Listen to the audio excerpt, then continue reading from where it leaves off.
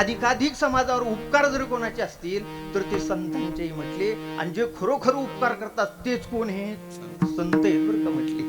काही ठिकाणी संतांचं बाह्य लक्षण सांगितलेलं आहे, काही ठिकाणी संतांचं आंतरिक लक्षण सांगितलेलं आहे, पण अनेक ठिकाणी संतांची अशी लक्षणं सांगितली आहे की हे पहा म्हटले ते समाजामध्ये तुम्हाला प्रकर्षानं जाणवते. परोपकार हा गुणधर्म कोणाचा आहे? हा संतांचा आहे बरं का. आणि बहुतेक हा गुणधर्म फक्त संतांच्याच ठिकाणी तुम्हाला पाहायला मिळेल म्हटलं. इतरत्र परोपकार तुम्हाला पाहायला मिळणार नाही. आणि जरूर परोपकार पाहायला मिळाला तर त्या परोपकाराच्या पाठीमागे तुम्हाला परत फेड पाहायला मिळाल्याशिवाय राहणार नाही. म्हणून खरा परोपकार कुठे आहे? तो संतांच्याच ठिकाणी. हे संतांचं मोठं लक्षण आहे. तुम्ही पहा अगोदर संतांनी बरेच ठिकाणी संतांची ओळख करून दिलेली. हे पहा म्हटले संत असे असे असतात बरं का. कधी कधी तुम्ही तुमच्या मनाने जर संत ठरवले तर तुमची काय होऊ शकते? फसवणूक होऊ शकते म्हटली. म्हणून अनेक ठिकाणी संतांचं लक्षण सांगितलं. तेची संत तेची संत ज्यांचा हेत विठ्ठल हे कोण हे संत. मग तुम्हाला उद्धाराकरता आवश्यकता कोणाची आहे? संताची. म्हणून पहिले संत कळाली पाहिजे बरं का. कधी कधी तुम्ही मनाने जर संत मानले आणि जर त्यांचीच उपासना करू लागले तर हे पहा म्हटलं एखाद्या वेळेस फसगत होण्याची काय शक्यता आहे. उदाहरण म्हणून सांगतो. एक मनुष्य होता आणि त्याच्याकडून कळत न कळत गुन्हा घडला. कळत न कळत घडला. आता गुन्हा घडल्याच्या नंतर तो बिचारा सज्जन मनुष्य त्याची पोलीस स्टेशनला नोंद घेतली. आता नोंद घेतल्याच्या नंतर त्याला त्याचा काय व्हायला लागला? त्रास व्हायला लागला. ते त्रासलं आणि त्रासल्याच्या नंतर एका शहाण्या माणसाला भेटले. त्या माणसाने त्याला सल्ला दिला. हे म्हटले यातून जर मोकळं व्हायचं असेल तर एखादं पोलीस पाहिजे म्हटले आणि त्या पोलिसाला काहीतरी दान धर्म कर. असं जर केलं तर एखाद्या वेळेस तू त्याच्यातून काय होऊ शकतो? मोकळा होऊ शकतो. त्याला ते पटलं. त्यांनी खिशात भरपूर पैसे घेतले आणि पोलीस स्टेशनला निघाला. पण त्याचा योग असा त्याला पोलिसाऐवजी रायरंदच भेटला. ते पैसा त्यानं कोणाला दिला?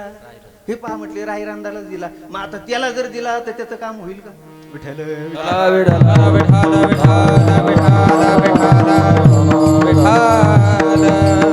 उद्धारासी ठाव नाही भाग्यही नाही. विन्मुखचरणा संतांची या विन्मुखचरणा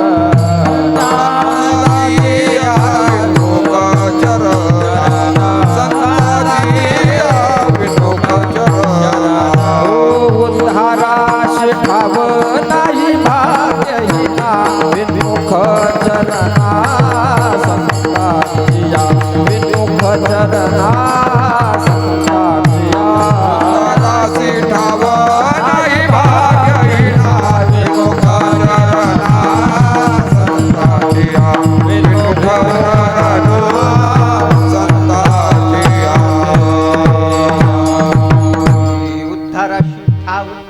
नाही भाग्यहीना. विन्मुख चरणा संतांची या संतांशिवाय उद्धार नाही. म्हणून पहिले संत कळाले पाहिजे. आणि हे बघ म्हटले ते संत जर असतील तर ते परोपकारी वृत्तीचे आहेत बरं काय. सर्वात मोठा गुणधर्म त्यांचा कोणता आहे? ते परोपकार करणारे. आता परोपकाराचा विचार करा. हे पहा म्हटले परोपकार कशाला म्हणतात? भगवद्गीतेत सांगितलं बरं का. जो निरपेक्ष आहे त्याला काय म्हणायचं? परोपकार. आणि बहुतेक परोपकार हा निरपेक्ष आहे बरं. परोपकाराच्या ऐवजी व्यवहार माणसं अधिक ओळखतात बरं.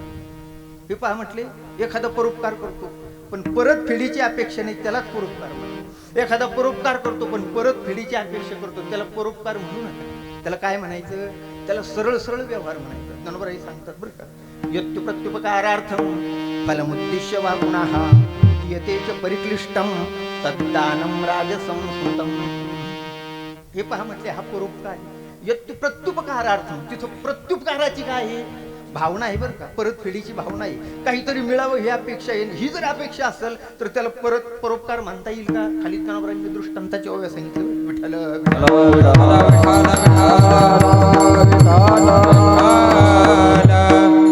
मनी धरून दुभते पेरू चारू जायचे गाई ते का पेव करून आई ते पेरू जायचे. आणखी पुढे दिठी ठेवून आहेरा आणि आवंतू जायचे सोयरा. पहिली उभी तिचं दृष्टांताची दिली. ज्ञानोबराय सांगतात मणी धरुणी दुभते. उन्हाळा दिवस बहुतेक पिण्याच्या पाण्याची सुद्धा टंचाई. मग अशा परिस्थितीत एक जण गाईला हिरवा चारा आणायचा आणि रोज हिरवा चारा चालायचा. सगळीकडे त्याची शिफारस झाली. हे पहा म्हटले माणसाला प्यायला पाणी नाही आणि अशा परिस्थितीत हा गोसेवा करतो. गाईला काय आणतो? हिरवा चारा. एक जणांनी त्याला विचारलं का हो? म्हटले एवढ्या टंचाईच्या भर उन्हाळ्यात तुम्ही गाईला हिरवा चारा पुरवता. मग त्यांनी सांगितलं तुम्हाला माहिती नाही म्हटले, मग दुधाला सध्या किती भाव आहे? आता दुधाचा भाव धरून जर तो गाईची सेवा करतो तर मग तो परोपकार आहे का? त्याला परोपकार म्हणता येणार नाही. म्हटले विठ्ठल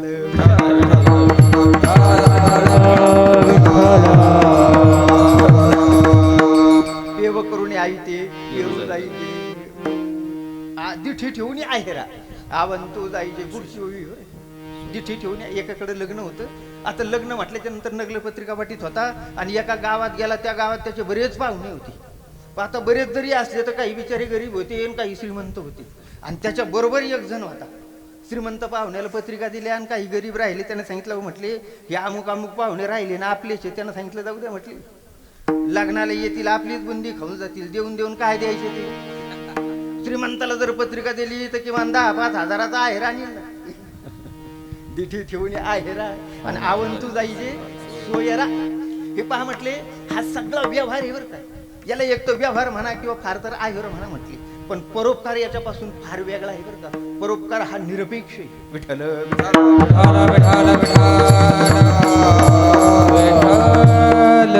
एखाद्याला जरी वाटत असलं की एक जण आपल्यावर परोपकार करतो, तो परोपकार करत नसतो. बहुतेक तो व्यवहारच करत असतो बरं का. तुम्ही पहा आहेर कशाला म्हणतात. आपण एखाद्याच्या मुलीच्या लग्नात आहेर नेला.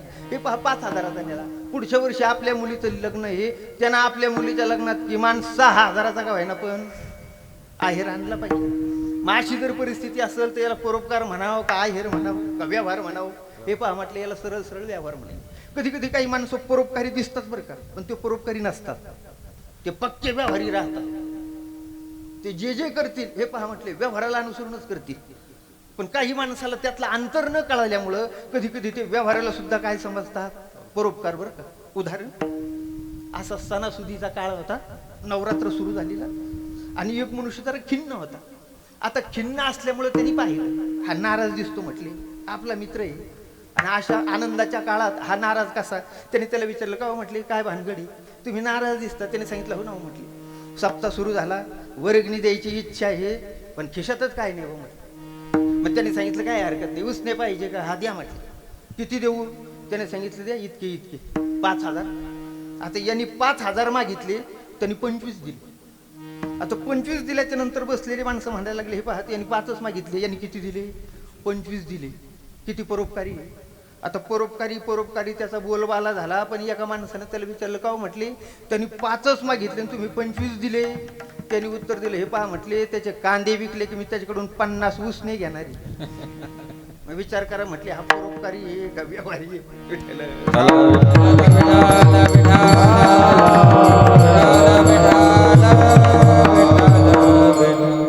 प्रत्युपकारार्थ परतफेडीची काय आहे हे पहा भावना आहे बरं का. आणि परतफेडीची जर भावना आहे तर त्याला परोपकार म्हणता येणार नाही. जगामध्ये तुम्हाला परोपकार पाहायला मिळेल पण हा सगळा आसाच मिळेल बरं का. म्हटले तुम्हाला निरपेक्ष परोपकार हा फक्त संताजवळ पाहायला मिळेल. हे पहा समाजामध्ये असे काही उपक्रम आहेत का ते निरपेक्ष आहेत बरं का. उदाहरण घ्या उन्हाळा दिवस आहे आणि उन्हाळ्या दिवसामध्ये एखादा मनुष्य रस्त्यावर पानपोई उभी करीत असतो बरं का.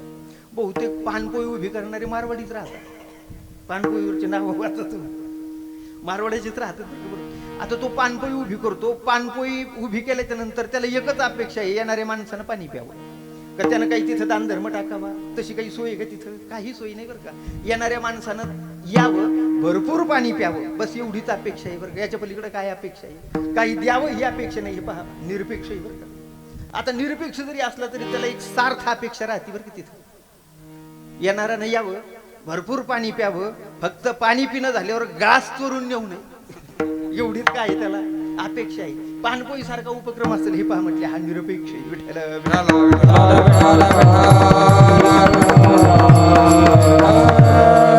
दया क्षमा हे सगळे जवळजवळ काय आहे निरपेक्ष. परोपकार निरपेक्ष तशी दया सुद्धा काय आहे निरपेक्ष सांगितलेली बरं का. 16 अध्यायात उदाहरण दिलेलं आहे.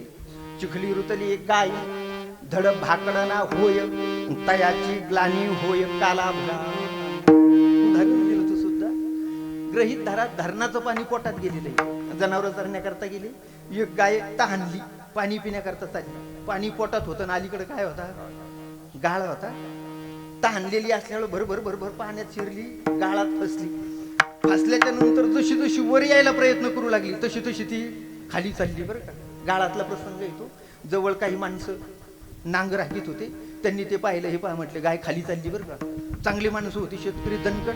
नांगराच्या साकळ्या आणल्या आणि बरोबर आढा टाकून शिंगाला बरोबर गाय उडून काय काढली, वर काढली. जीव धोक्यात घातला आणि गाय वर काढली. आता वर काढल्याच्या नंतर सगळे म्हणायला लागले, पहा म्हटले हे माणसं परोपकारी, हे दयावान आहेत म्हटले. त्यांचा बोलबाला झाला आणि इतक्यात एक जण म्हटलं, हे पहा एवढे कष्ट घेऊन गाय वर काढली पण ही तर भाकडच आहे बा म्हटलं. विठ्ठल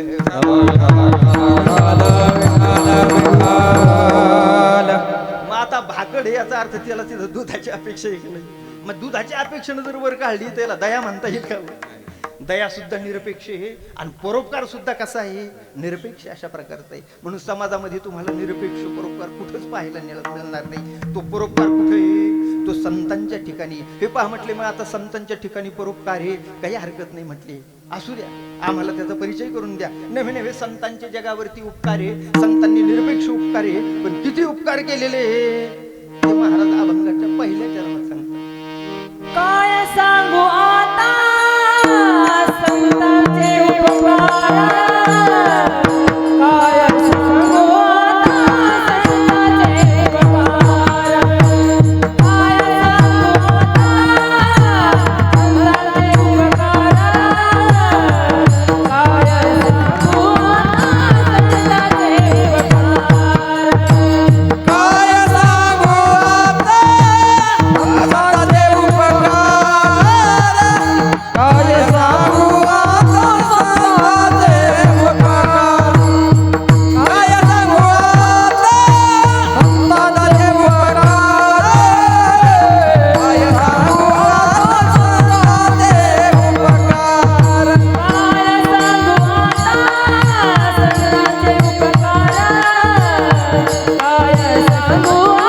संतांचे उपकार, काय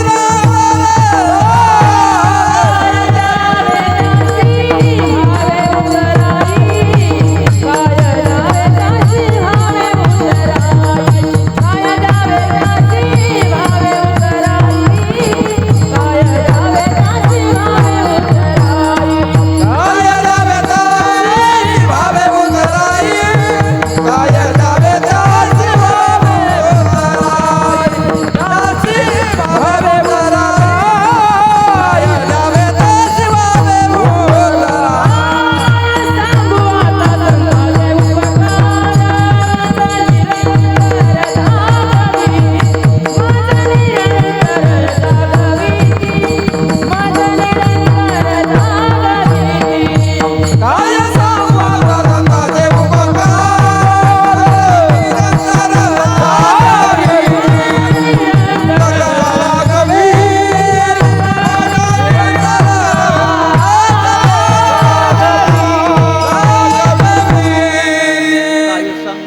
संतांचे उपकार मज निरंतर जागविती.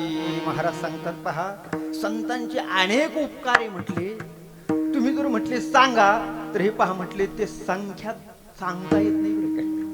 ते असंख्य आहेत, अनेक उपकार आहे. संतांनी वाचेनं उपकार केलेले आहेत म्हटले, कायेनं उपकार केलेले आहेत. नव्हे नव्हे संतांचा जो अवतार आहे तो अवतारच कशा करता येऊ, उपकारा करताचे म्हटले.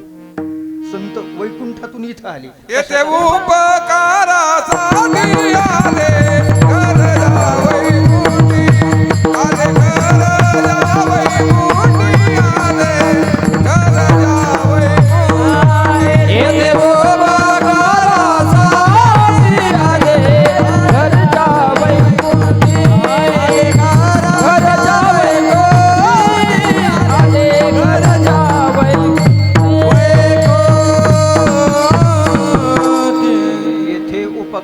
उपकारासाठी आले घरजा वैकुंठी. संत अवतीर्ण झाले. हे पहा, त्याच वेळेस त्यांच्या अवताराचं उद्दिष्ट काय होतं? परोपकार हेच उद्दिष्ट होते. येथे उपकारासाठी आले घरजा वैकुंठी. वैकुंठातून इथं आले आणि मग परोपकार सुरू केला असं नाही बरं का म्हटले. परोपकारा करताच आलेले, परोपकारा करता आले आणि परोपकारच केला म्हटले. अर्भकाचे साठी पंते हाती धरली पाटी. तैशे संत जगी क्रिया करून दाविते अंगी. अनेक क्रिया केलेल्या आहेत. त्यांना करायची गरज होती का? हो, काहीच गरज नव्हती. मग कशा करता केलं? हे पहा म्हटलं, तुमच्या आमच्या करता केलेलं आहे. सक्ता कर्मण्य विद्वांसो यथा कुर्वन्ति भारत कुर्यात विद्वांस तथा सक्त. चितेर शूर लोक संग्रहम मार्गाधारे वर्तावे. विश्व हे मोहरे लावावे अलौकिक नोहावे लोकांप्रती. याकरता इथं आले म्हटले. तुमच्या आमच्यामध्ये राहिले, तुमच्या आमच्या सारखेच राहिले, पण करत असताना काय केला? परोपकार केलेला आहे म्हटले. भूतांची दया हे भांडवल संता आपुली ममता नाही देही. जगाच्या कल्याणा संतांच्या विभूती देह कष्ट विते परोपकार.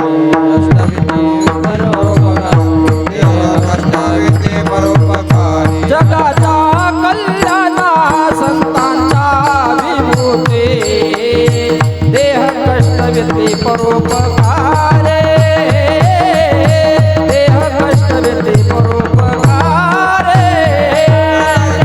कल्याणा संतांच्या विभूती देह कष्ट व्यते परोपकारे. देह कष्ट व्यते परोपकारे.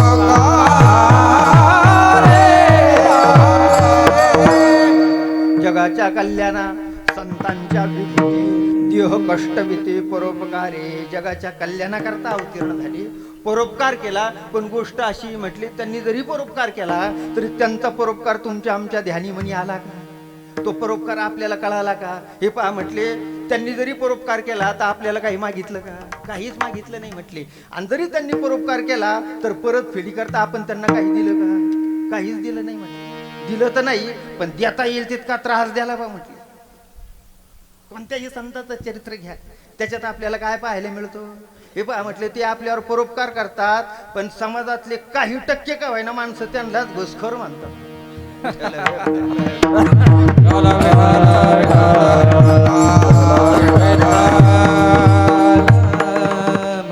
उपकार करतात देह कष्टविती परोपकारी. स्वतःचा देह परोपकारात काय करतात? खर्च करतात. म्हटलं आता पहा, परोपकार करणारे संत आहेत. नंतर जर आपण पाहिलं तर आपले आई वडील सुद्धा आपल्यावर काय करतात? हो, परोपकार करतात बरं का. पण जरी आई वडील परोपकार करत असले तरी आई वडिलाच्या परोपकारातून आपल्याला उतराई होता येतो. उतराई होता येतो म्हटले. आई वडील परोपकार करतात, पण जरी आई वडील परोपकार करत असले तरी संताईत का करतात का? हो, नाही बरं का. संताईत का नाही म्हटले. ते सुद्धा तिथं काय पडतात? अपुरे पडतात म्हटले. हे पहा, आई वडिलांनी आपल्याला पोटाबाहेर टाकलेले, जन्माला घातलं म्हणजे पोटाबाहेर टाकलं. आणि आई वडिलांनी पोटाबाहेर टाकल्याच्या नंतर पोटात कोणी घेतलं? संतांनी घेतलेले. बहु वाव पोटी समर्थाच्या विठ्ठल.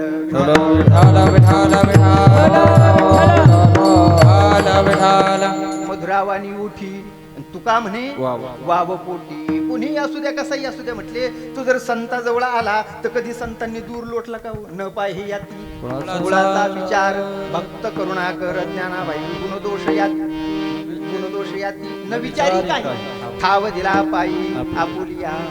कसाही असू द्या म्हटले, कोणी असू द्या. गावबा अशिक्षित जरी होता तरी नाथ महाराजांनी दूर लोटला का? पोटात घातला का नाही? हे पहा म्हटले. म्हणून संत हे सर्वश्रेष्ठ परोपकारी बरं का. आई वडिलाचे उपकार आहे म्हटले, पण जरी आई वडिलाचे उपकार असले तरी आई वडिलाला सुद्धा काहीतरी अपेक्षा आहे. माया बापे सांभाळती लोभा कारणे पाळती. लोभा कारणे पाळती. लोभा कारणे पाळती. माया बापे सांभाळती लोभा कारणे पाळती. लोभा कारणे पाळती. लोभा कारणे पाळती. माया बापे सांभाळती लोभा कारणे पाळती. लोभा कारणे पाळती.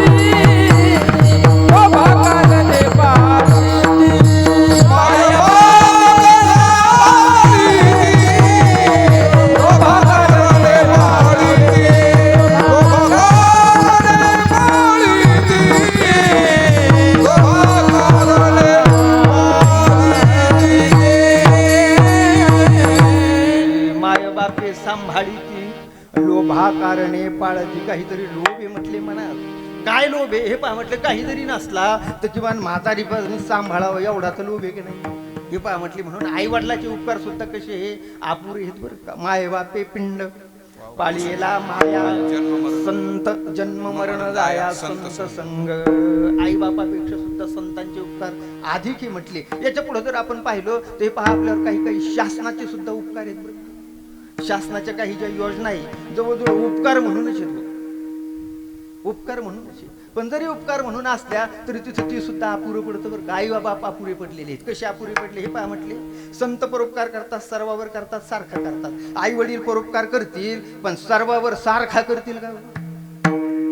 सारखा करायचे नाही बरं का. आपल्याच मुलावर करतील म्हटले, दुसऱ्याचं घेणं देणं आहे का हे पहा म्हटले. तिथं मर्यादा आलेली. आई बाप अपुरे पडले. पुढे जर गेलो तर शासन हे, पण शासन सुद्धा अपुरं पडतं. तुम्ही पहा शासनाच्या काही योजना आहे. शासन 2 रुपये किलोनं काय देतं? धान्य देतं बरं का.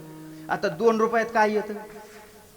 2 रुपयात काहीच येत नाही, पण शासन 2 रुपये किलोनं धान्य देतं. हे शासनाचा परोपकार आहे की नाही? परोपकार आहे म्हटले. पण जरी परोपकार असला तर 2 रुपये किलोनं शासन धान्य प्रत्येकाला देतं का ज्याच्याजवळ पिवळं कार्ड आहे?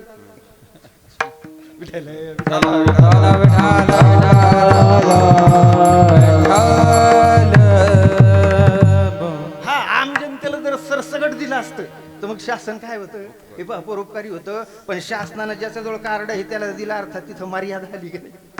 मर्यादा आली म्हटले. त्या परोपकाराला काहीतरी बंधन आलेलं आहे. आणि बंधन जर आलं तर त्याला परोपकार म्हणता येईल का हे पहा म्हटले. शासनानं परोपकार केला पण तोंड पाहून केला बा म्हटले. तसं संत परोपकार करतात हे पहा म्हटले. कधी तोंड पाहून करतात का? हो नाही बरं का. कधी पशुपक्षावर परोपकार केलेला आहे. नाथ महाराजांनी रामेश्वराची कावड कोणाला पाजली? गाढवाला पाजलेली म्हटले. सगळ्या प्राण्यात जे निकृष्ट आहे ते गाढव आहे म्हटले. पण नाथ महाराजांनी त्याच्यात काय पाहिला? विठ्ठल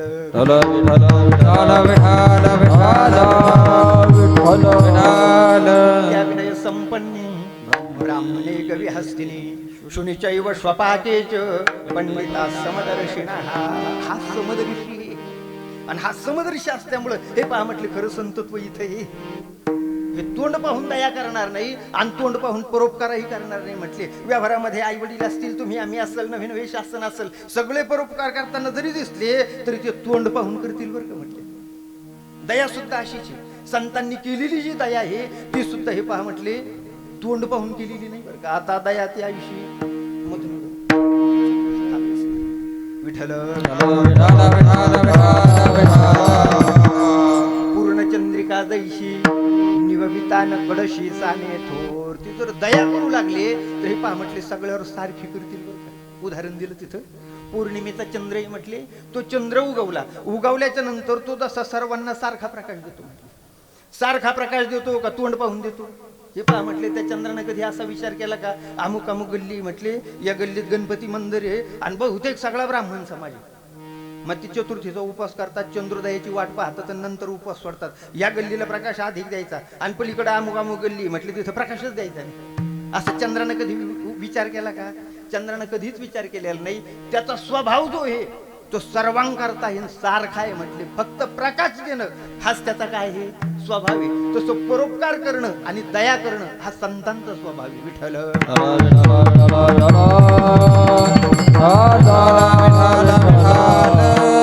निववितान कडशी साने थोर. चंद्रानं प्रकाश देते वेळेस कधी लहान मोठा हा विचार केलेला नाही.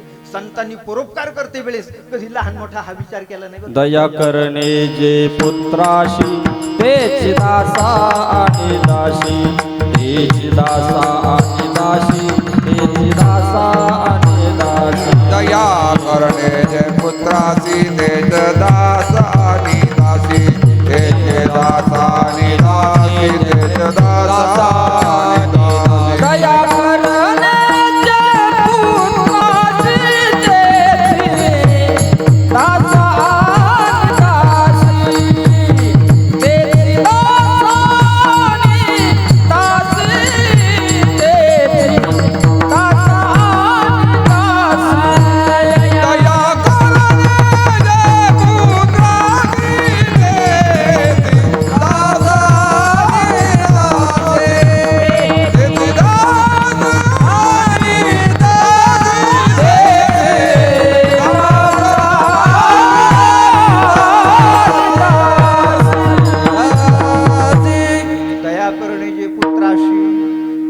दासा आणि दाशी पहा म्हटले आपल्या मुलावर जी दया जो परोपकार तीच दया आणि तोच परोपकार दास दाशीवर सुद्धा केला म्हटली. जनाबाई नामदेव महाराजाच्या घरातल्या दाशी म्हटली. पण जरी दाशी असल्या तरी नामदेव महाराजाच्या कुटुंबातील प्रत्येकानं अभंग लिहिली तशी जनाबाईनं सुद्धा लिहिली म्हटली. नामदेव महाराजांनी त्याला काय दिली? मान्यता दिलेली आहे. दया करणे जे पुत्राची तेची दासा आणि दाशी. नाथ महाराजांनी वाळवंटात तापलेल्या वाळवंटात हरिजनाचं मूल आहे म्हटले आणि आंघोळ करून सावळ्यात निघालेले. मग आता सावळ्याचा विचार केला का पहिलं मूल उचललं.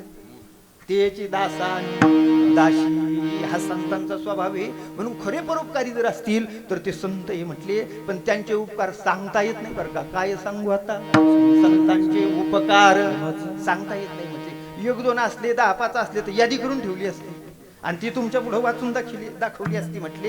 पण त्यांचे जे उपकार आहे अगणित अशा प्रकारचे शब्दात ते म्हटले शब्दात सांगता येत नाही. शाब्दिकाचे काम नाही येथे.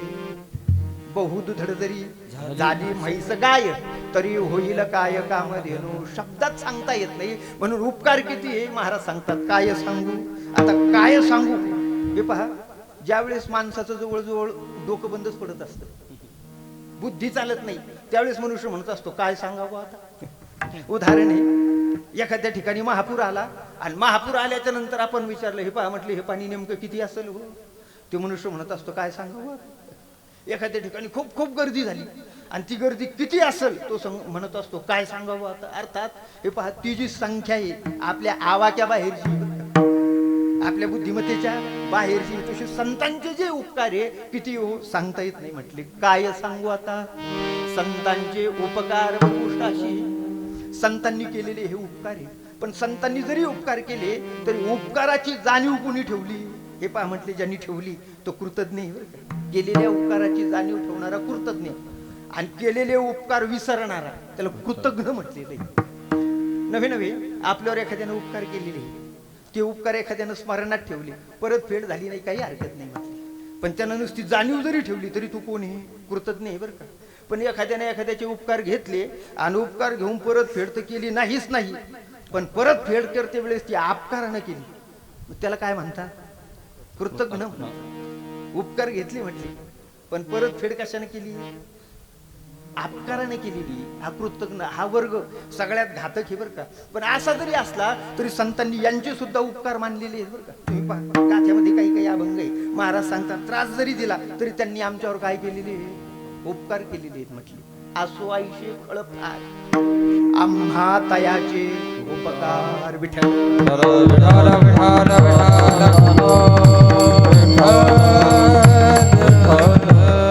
असो आईशे खळ फार.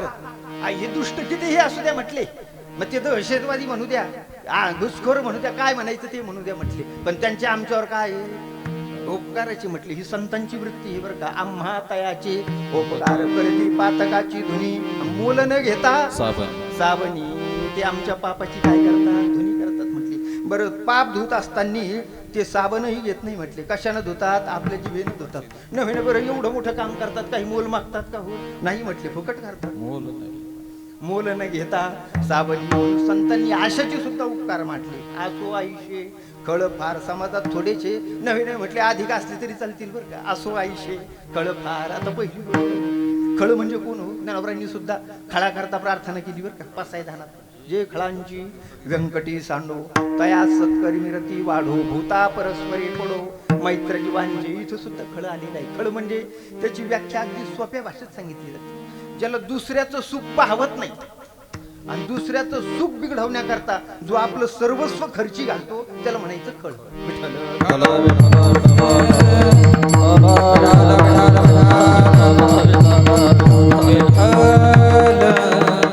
जे खळांची व्यंकटी सांडो. आता खळ शब्द आहे मराठी शब्द आहे बरं का. खळ त्याला काना मात्रा काहीच नाही. पण काना मात्रा जरी नसला तरी त्याच्या ऱ्हस्व दीर्घ उच्चारावरून त्याचा अर्थ बदलतो बरं का. खळ आता इथं खळ शब्द आला. खळ म्हणजे दुष्ट प्रवृत्तीचा. दुसरा खळ शब्दाचा अर्थ कपड्याला द्यायची. सप्ताहाच्या पत्रिका चिटकवायला राहते ती खळची आणि त्याचा उच्चार जर थोडासा दीर्घ केला खळ भुसार मालाचं खळ अर्थ बदलला. त्याचा ऱ्हस्व दीर्घ उच्चारावरून काय झाला अर्थ बदलला. पण हे पहा म्हटले नेमकं खळ म्हणजे कोण हे पहा म्हटले. तो मनुष्य असा आहे त्याचं आपलं काहीच नाही बा म्हटलं. पूर्वी काही वैमनस्य होतं, शेजार पाजार काहीच नाही, पण समोरचा सुखी आहे त्याला ते पाहवत नाही. ते पाहवत नाही एवढीच गोष्ट नाही म्हटली, त्याचं सुख बिघडवण्याकरता हा आपलं सर्वस्व पणाला लावतो. याला काय म्हणायचं कळलं बरं का तुम्ही? संताला ज्यांनी ज्यांनी त्रास दिला त्यांनी सर्वस्व पणाला लावलं की नाही? सर्वस्व पणाला लावलं. मग तिथं ज्ञानोबाईंनी काही ओव्या सांगितल्या खळा करता, काही दृष्टांत दिलेले. विठ्ठल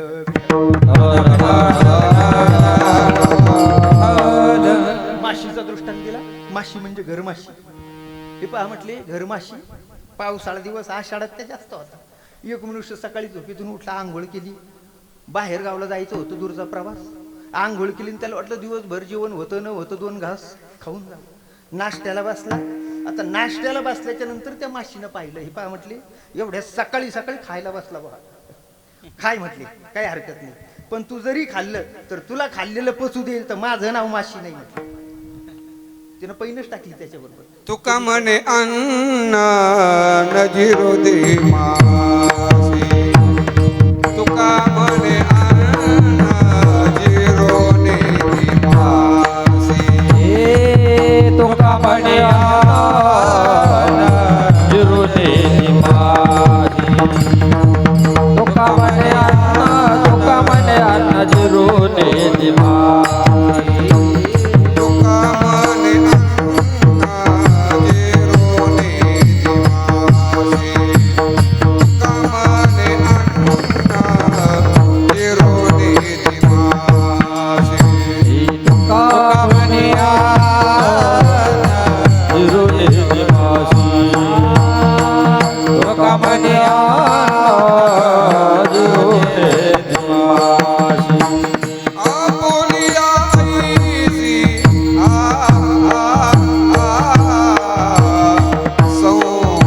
संसर्गे, आपुलिया ऐसी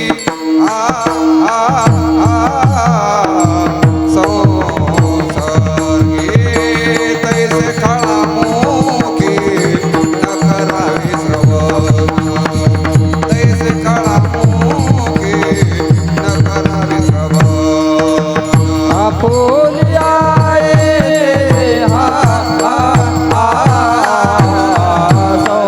संसर्गे, आपुलिया संसर्गे,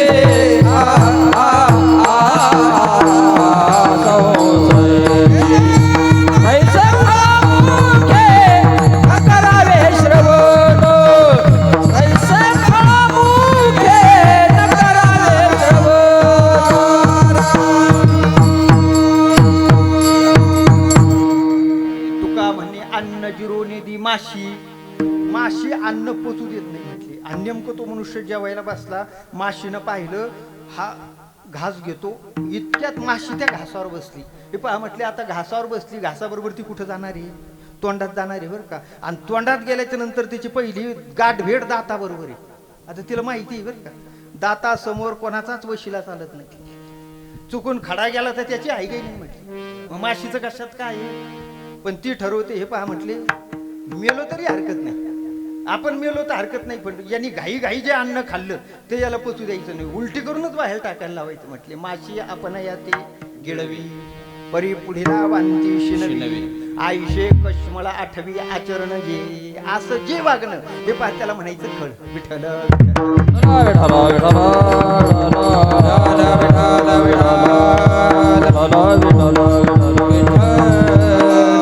उदाहरण दिलेले, पतंगाचं उदाहरण दिलं. पतंगा नावडे ज्योती, तो पतंग नावाचा किडा आहे म्हटले. आणि त्यांना दिवा पाहिला की त्याचं डोकंच फिरलं. बरं पहा म्हटले दिवा लहान जरी असला तरी तो कोण आहे? अग्नी बरं का तो. त्याच्याशी जर 2 हात केले तर याला माहिती आहे आपले पंख जळणार आहे, आणि पंख जर जळाले तर आपण काय होणार आहे?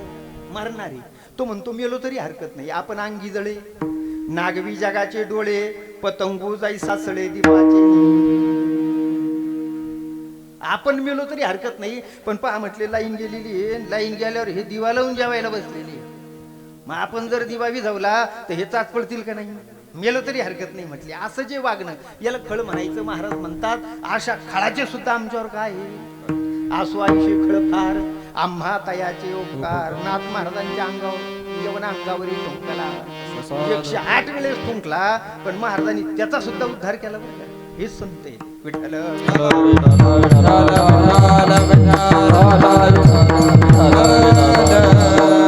नवे नवे कधी कधी दुष्ट जरी असले तरी संतांच्या सहवासात आले तर संत त्यांच्यात बदल घडून आणतात बरं का. गाढवाचे घोडे आणि आम्ही करू दृष्टी पुढे. संत सांगतात दुष्ट जरी असला आमच्या सहवासात आला तर आम्ही विचारानं त्याच्यात काय करू, बदल करू म्हटले. त्याच्यात बदल करू. गाढवाचे घोडे आम्ही करू दृष्टी पुढे. अर्थात त्याच्या विचारात जर बदल झाला तर हे पहा म्हटले तू मनुष्य होईल बरं का. आणि मनुष्य झाला, सद्बुद्धी मिळाली, त्याच्या हातून सहज सत्कर्म घडल. तया सत्कर्मी रती वाढो. सत्कर्म घडलं सहज त्याचा एक दिवस सत्कर्मद्वारा उद्धार होईल, सद्गती प्राप्त होईल. संतांचं हृदगत हे म्हणून संताला गाढवाचे घोडे करता येतात बरं. आपल्याला येतील का? आपल्याला गाढवाचे घोडे यायचे नाही. पण हे पहा घेतले मनावर जर घेतलंच एखाद्या कीर्तनकारांना गाढवाचा गोपाळ शेट करता येईल बाबा.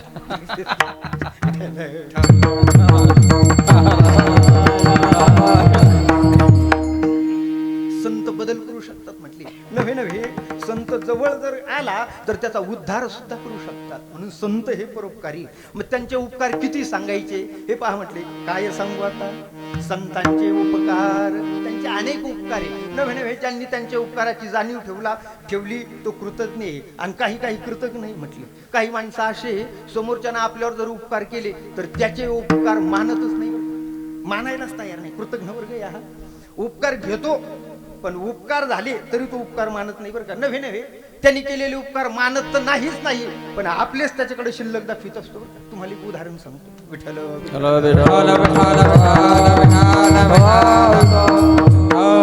लांडगा होता.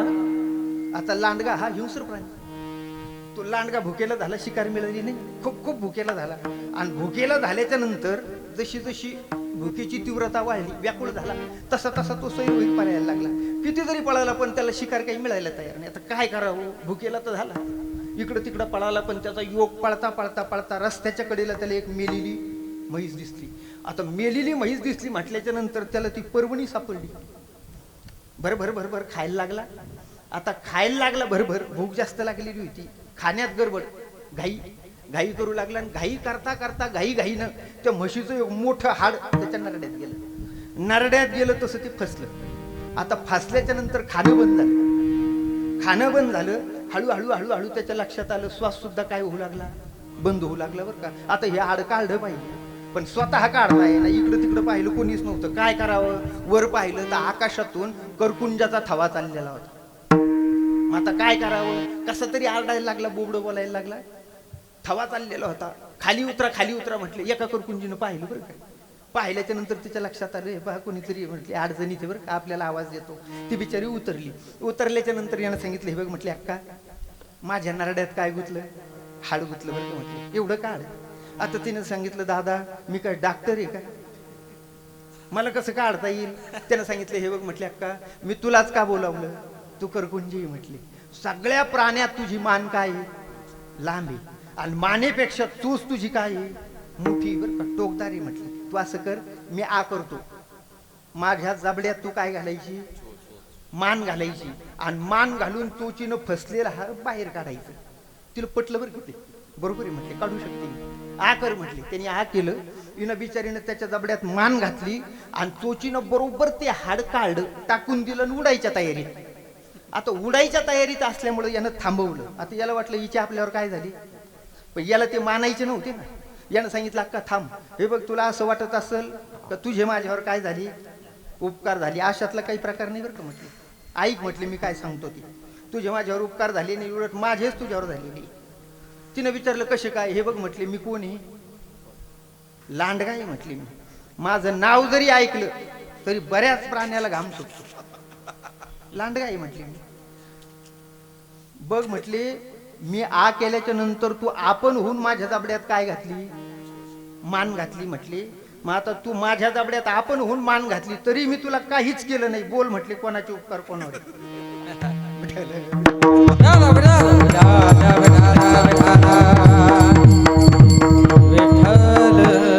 आता सांगा बरं कोणाचे उपकार कोणावर? करकुंजीचेच त्या त्याच्यावर आहे, पण त्यांनी मान्य केले का?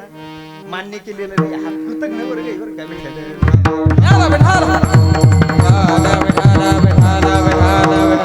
संत तसे उपकार करतातही आणि समोरच्याचे सुद्धा उपकार मानतात. म्हटले खाळाचे सुद्धा त्यांनी काय मानले?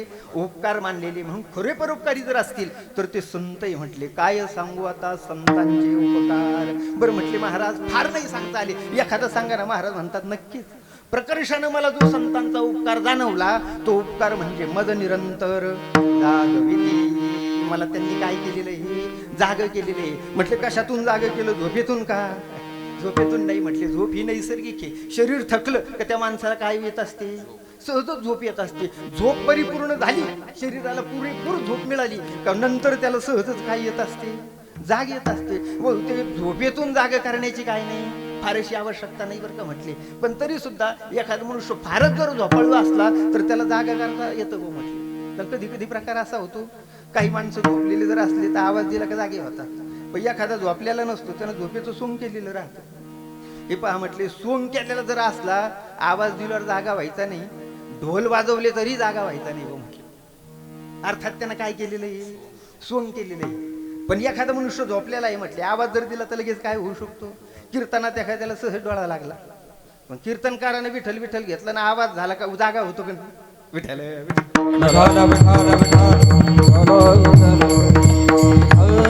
आवाज कानावर पडला की पहा म्हटले मनुष्य सहज जागा होतो बरं का, झोपेतून जागा होतो. पण आपल्याला जी झोप लागली ती अज्ञानाची लागलेली आहे म्हटले. अज्ञानाच्या झोपेतून मनुष्य कधीच जागा होत नाही. बरं अज्ञान कसं आहे? हे आजकालचं आहे का? नाही बरं का, अनादी. विठ्ठल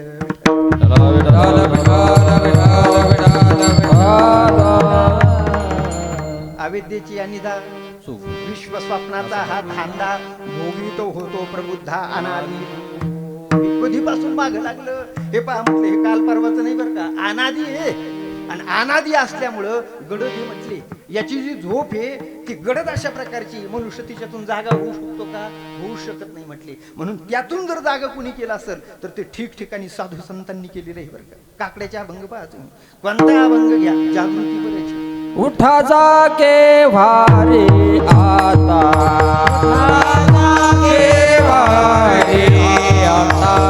स्मरण करा पंढरीनाथ,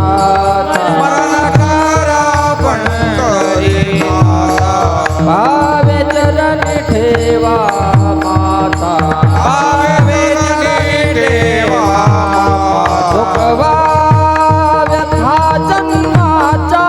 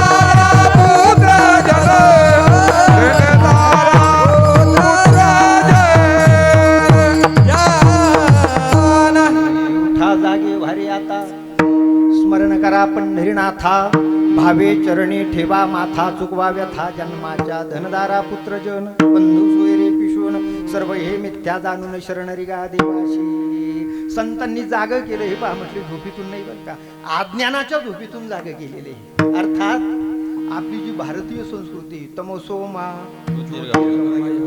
मृतोमा अमृतो गमय, हे पहा जागृती ही म्हटली, जागृती दिली. अर्थात अंधारातून प्रकाशाकडे आणलं बरं का, याला काय म्हणायचं जागृती, याला विकास म्हणायचं बरं का. आणि एखादा प्रकाशातून अंधारात गेला त्याला विकास म्हणता येईल का, त्याला विकासाऐवजी भकास म्हणायचं. हे पहा म्हटले तमसोमा ज्योतिर्गमय, तो अंधारातून कुणीकडे आला प्रकाशातून आला. आणि प्रकाशात आणण्याचं काम जर कोणी केलं असेल तर ते संतांनी केलेले आहे. कशाच्या माध्यमातून हो, हे पहा म्हटले कीर्तनाच्याच माध्यमातून. नाचू कीर्तनाचे रंग ज्ञानदीप लावू जगी. संतांनी कीर्तन केले पण कीर्तनातून जगाला काय दिलं, ज्ञान दिलेले. आणि त्या ज्ञानद्वारा अज्ञानाची झोप काय केली, घालवली बरं का. उठा जागे भारी आता आयुष्य जाता हे पहा, काळ जपत शेमाहा स्वहिताचा घोरवाहा ध्यानी राहा. श्रीहरीच्या अनेक ठिकाणी जागृती दिलेली. आता जागा रे भाईंनो जागा, चोर निजल्या नाडूनी भागा जागल्या. अशी काही काही रूपके केलेले, भारुडं केलेले. आपण त्याच्यातून तरी काय दिलेली आहे, जागृतीच दिलेली आहे. नव्हे नव्हे संतांनी समाज अंधारातून उजेडात आणला बरं का. हे पहा अंधार अर्थात अज्ञान हे प्रत्येकाच्या जीवनात आहे, पण ते अज्ञान गेलं पाहिजे बरं का. नव्हे नव्हे सर्वच समाजातलं अज्ञान गेलं पाहिजे. ज्ञानवराय प्रार्थना करतात विठ्ठल विठ्ठल विठाला विठाला विठाला विठाला. दुरितांचे तिमिर जावो विश्व स्वधर्म सूर्य पाहो, जो जे वांछिल तो ते लाहो. प्राणीजात समाजातलं अज्ञान गेलं पाहिजे, अर्थात अंधार गेला पाहिजे. तिमिर म्हणजे अंधार. आता अंधार जाण्याकरता काय करावं लागतं, विश्व स्वधर्म सूर्य पाहो. रात्र जाण्याकरता काय व्हावी लागते, सकाळच व्हावी लागते बरं का. दीपदीपिका शशी तारा हो तुका कोटीवरी रे, परिणसरे निशिनुगवे दिवस दिनकरनाथे जिया परी रे. नुद्धरी जे नुद्धरी जे गोपाळे नुद्धरी जे. रात्र झाली किती दिवे लावा म्हटले, सकाळ होईल का, सकाळ होण्याकरता सूर्योदयच व्हावं लागतो. तसं जीवनातलं अज्ञान जाण्याकरता ज्ञानच पाहिजे म्हटले. तमसोमा किंवा दुरितांचे तिमिर, तिमिर म्हणजे अंधार. आता अंधार जाण्याकरता आवश्यकता कशाची, प्रकाशाची. दुसरे लाख उपाय करावा म्हटले, अंधार जात नसतो बरं का. पण अंधार काढायचा आणि प्रकाशाविना काढायचा. एक जणांना प्रयत्न केले बरं का. जुना दृष्टांत जुन्या कीर्तनकाराच्या तोंडून ऐकलेला आहे. हे पहा म्हटले एका गावात वाडा होता, जुना वाडा चौकाचा, आणि त्याला खाली बळद होती. आता बळद जे होते म्हटले त्या बळदात गच्च काय होता, अंधार होता बरं का. आता अंधार गच्च असल्यामुळं त्या वाड्यात लहान लहान मुलं राहायचे. त्यांनी ती खोली उघडी पाहिली की त्यांना काय वाटायची, भीती वाटायची. मग त्या मालकांनी लक्षात घेतलं, हे पहा म्हटले आता हा वाड्यातला अंधार काढायचा. कसा काढायचा, हे पहा म्हटले आपल्या शेतात विहीर खाणणारी जी टोळी म्हटले त्यांना बोलून आणा. आणलं बोलून. हे पहा म्हटले तुम्ही विहीर खांदली तसा हा बळदातला अंधार खांदून बाहेर काढायचा. चल घ्या म्हटले सौदा. मग आता बळदातला अंधार खांदून बाहेर काढायला सौदा देतो. अर्थात याच्या डोक्यात भरपूर अंधार आहे बरं का. टोळीनं लक्षात घेतलं. आणि टोळी काही साधी नव्हती, चोर काम संघटना, कुच्चर कामगार संघटना. टोळा ते सौदा चांगला महागात घेतला.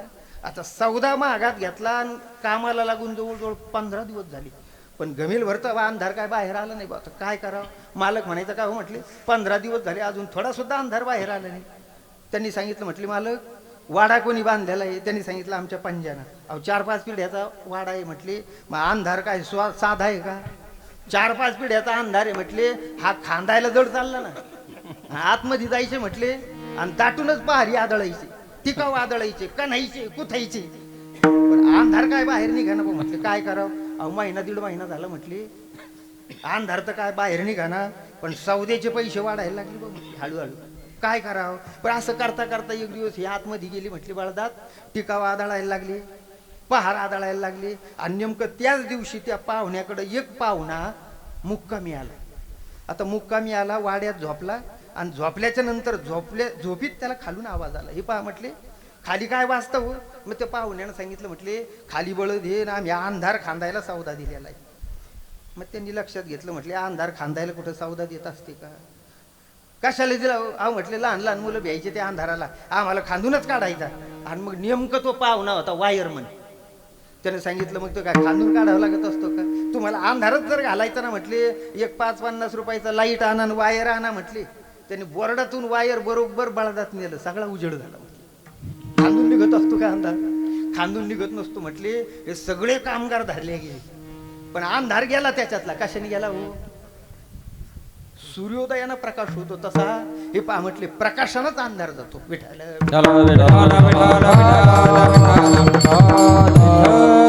मग आता संत समाजाला प्रकाशात आणतात का अंधारात लोटतात?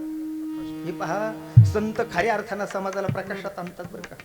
पण जरी प्रकाशात आणत असले तर काही ज्याच्या डोक्यात अंधार आहे ते संताला नाव ठेवल्याशिवाय राहणार नाही. समजा या अंधारातले बरं का विठ्ठल आणि बहुतेक अंधारातलेच माणसं अशी कामं करतात बरं का. विठ्ठल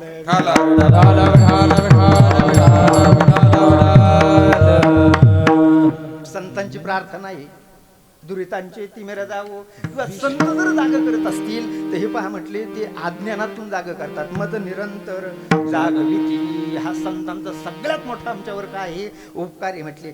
मग त्या उपकारातून उतराई होण्याकरता तुम्ही काही प्रयत्न केले का? महाराज म्हणतात नक्कीच. अभंगाचं दुसरं चरण. काय द्यावे त्यासे, काय द्यावे त्यासी, काय द्यावे त्यासी पावे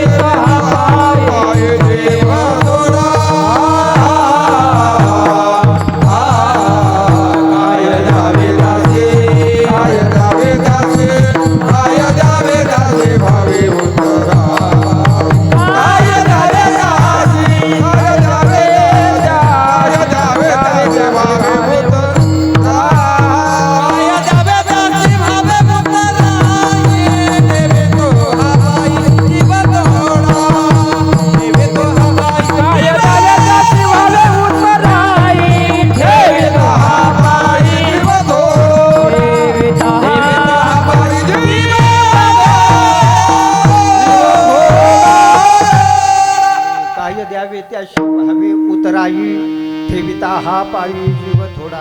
महाराज सांगतात त्यांच्या उपकारातून उतराई होण्याकरता किती जरी प्रयत्न केले उतराई होता येत नाही बरं का. आपल्याजवळ काय म्हटले उतराई होण्याकरता? आता काहींच्या उपकारातून उतराई होण्याकरता काही उपाय सांगितलेले. तसं संतांच्या उपकारातून उतराई होण्याकरता काय उपाय आहे? आई वडिलाची उपकारी म्हटले. आपल्या पितरांचे आपल्यावर काय आहे? उपकार आहे. हे पहा म्हटले आपले जे पूर्वज असतील, आपले आई वडील असतील, आपल्याला जन्माला घातलेले आहे, म्हणून आपल्या पितरांचे आपल्यावर काय आहे? उपकार आहे. पण त्या उपकारातून उतराई होण्याकरता उपाय आहे म्हटले. कोणता उपाय आहे? पिंडपदावरी दिला आपुले करी, माझे झाले गया वर्जन, फिटले पितरांचे ऋण. पितृणातून पिंडदान करून मनुष्य काय होतो? मुक्त होतो. तसं संतांच्या ऋणातून उतराई होता येतं का? होताच येत नाही म्हटले. का? त्यांचे उपकारच तितके आघात आहेत. काय द्यावे त्याशी? व्हावे उतराई ठेविता हा पायी, जीव थोडा. पहा म्हटले काही जे उपकार राहतात त्याची परतफेड कशानंच होत नाही बरं का. जीवाला जीव देऊन केलेले उपकार आहेत म्हटले, त्याची परतफेड कशानं होईल का? आणि हे पहा असे जर उपकार असतील आणि त्याचं मोजमाप जर पैशात झालं तर तो संबंध बिघडल्याशिवाय राहत नाही बरं. तिचा संबंध काय होतो? बिघडून जात असतो म्हटले.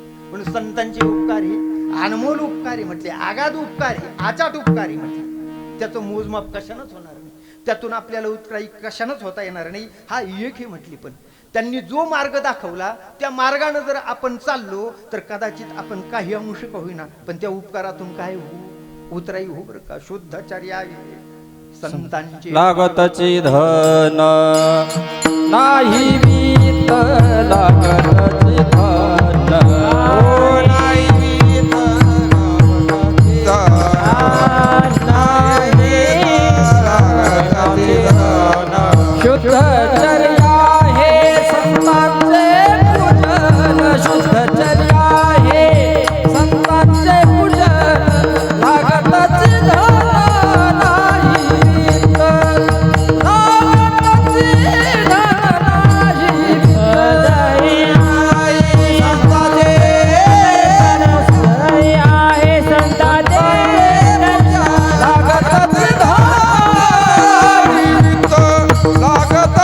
नाही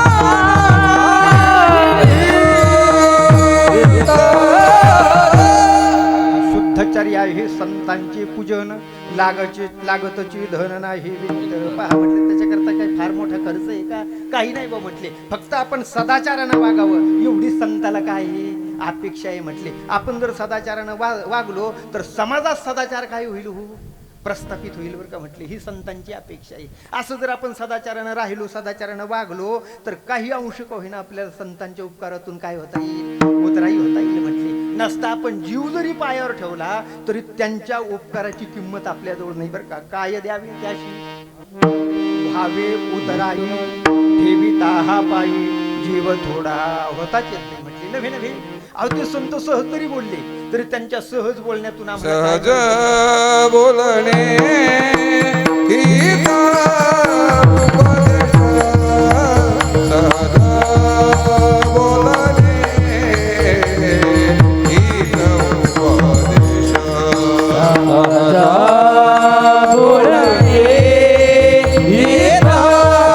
उपदेश.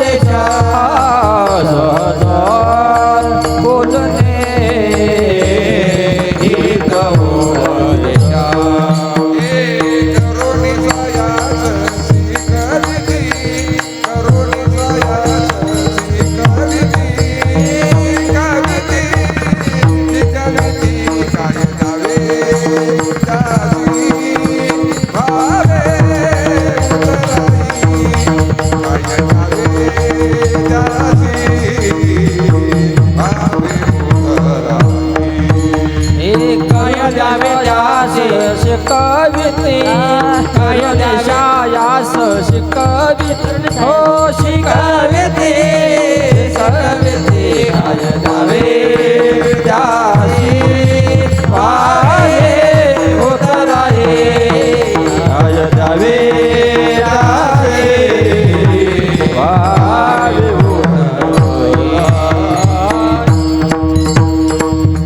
विठोबार कुमार विठोबार कुमार विठोबार कुमार विठोबार कुमार विठोबार कुमार कुमार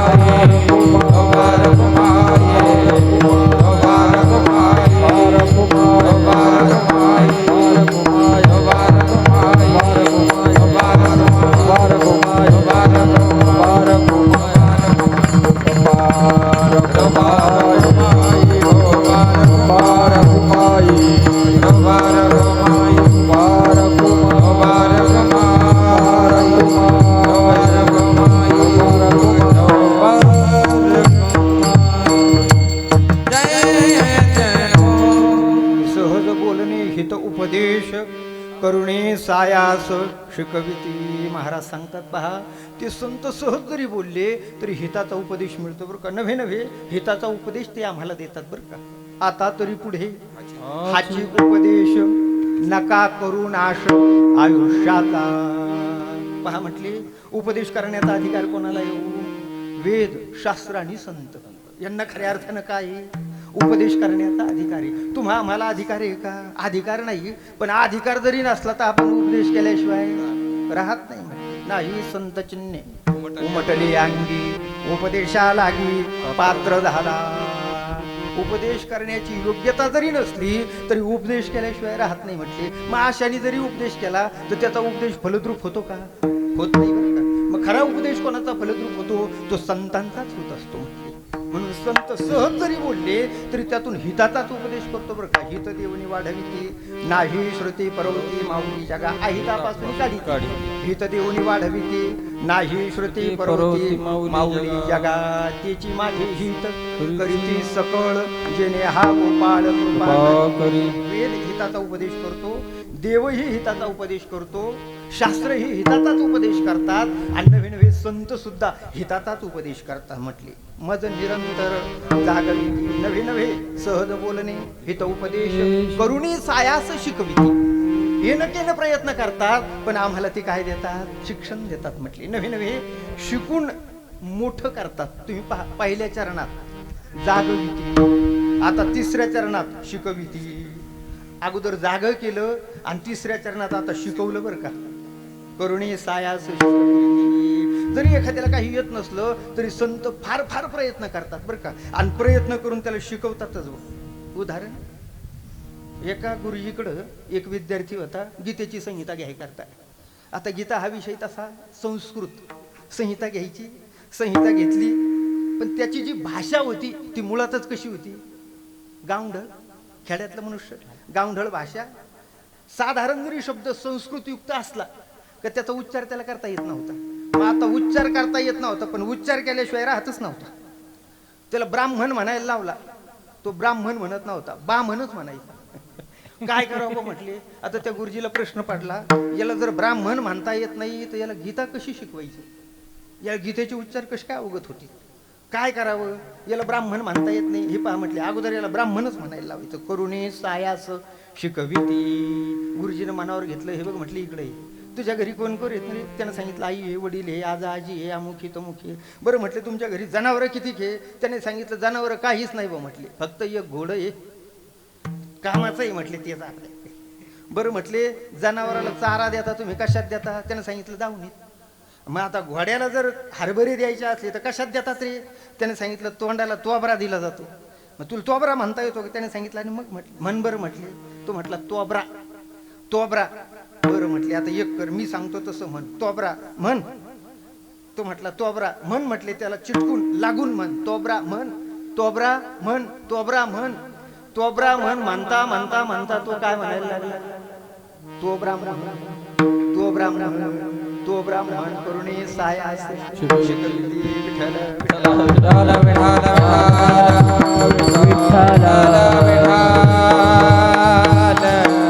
सहज बोलणे हित उपदेश करुणे सायास शिकविती. नवे नवे म्हटले, नुसतं शिकवितच नाही बरं का. पहिल्या चरणात सांभाळीती, तिसऱ्या चरणात शिकविती आणि सांभाळीती. शेवटच्या चरणात सांभाळ करतात. बरं म्हटले, सांभाळ करतात कशाप्रमाणे करतात? उदाहरण दिलं गाईचं शेवटचे चरण. तुका मने वत्स धेनु बेतेची तुका मने वत्स धेनु बेतेची तुका म्हणे वत्स धेनु बेतेची. तुका म्हणे वत्स धेनु बेतेची. तुका मने वत्स धेनु बेतेची तुका मने वत्स धेनु बेतेची तुका म्हणे वत्स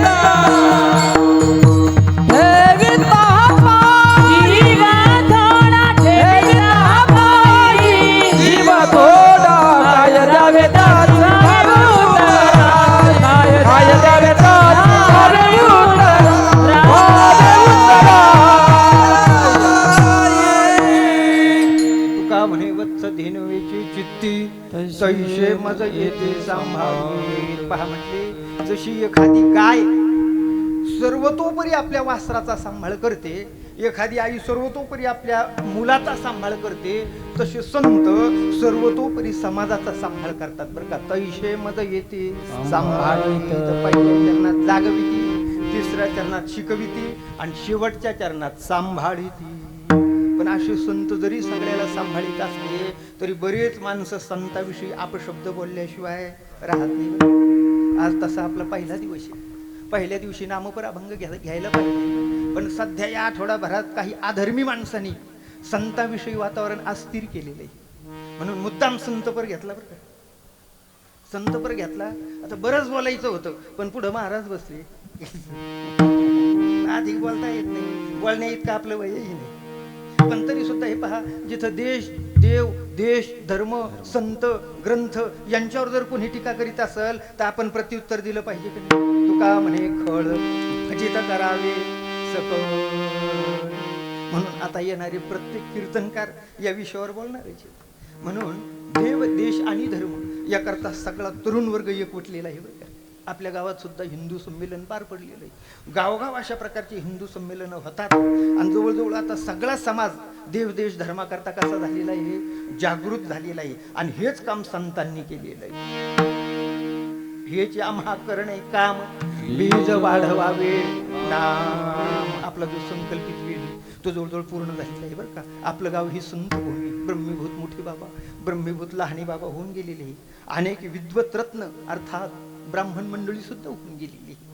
संत कार्य पुढे चालवण्याकरता मोठी महाराज स्वतः उपस्थित आहे. महंत कैलासगिरी महाराज आदी करून संतांचं कार्य या गावामध्ये चालू आहे. नवे नवे हिंदू धर्माचं कार्य सुद्धा इथून पुढं अखंडपणे अशा प्रकारचं उत्कर्षानं चालणारे भगवान नरसिंहाचं अधिष्ठान आहे. नवे नवे या गावामध्ये अखंडित अशा प्रकारचं हिंदू धर्माचं कार्य चाललंच पाहिजे ही या ठिकाणी भगवान नरसिंहाच्या चरणी प्रार्थना करतो, संतांच्या चरणी प्रार्थना करतो. वेळ पूर्ण झाल्यामुळे शिवेच पूर्ण विराम देतो. माऊली ज्ञानराज महाराज ज्ञानेश्वर माऊली नरराज माऊली तुकाराम. ज्ञानेश्वर माऊली ज्ञानेश्वर माऊली नरराज माऊली तुकाराम. जय जय विठ्ठल जय जय विठ्ठल. हा बोली लिली कुरी बिडी वाकुडी उत्तरा क्षमा अपराध माझा नाही विचारिला अधिकार म्या पुन्हा